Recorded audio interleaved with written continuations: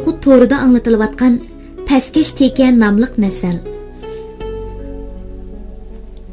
Bir buqa shirdan qechib qutulish uchun oldirib tenapla o'nkirga mo'kinyapti. Bu o'nkirda yaqinda bir necha padichi turgan ekan. Uning ichida texi bir tekimi bor ekan.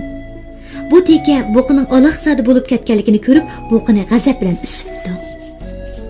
Buqa uningga xotirjamlik bilan mundaq debdi: "Sen bo'lishcha usivergin. Men sendan qo'rqmayman. Shirdinli qo'rqman xolos. Sher ketibli qolsa, men sana darhol teki bilan buqining zodi qaysi kuch ekanligini uqtirib qo'yaman." Jahondarchilik kinoyasi. Do'stlar orasidagi munosabat qandoq yaqin bo'lsin, hammasining o'ziga tushliq manfaati bo'ladi. Chatoqqa yo'liqqanda har bir kishi oldi bilan o'zining manfaatini o'ylaydi. Bu hamma kishida bo'ladigan hissiyot nihoyat normal ish.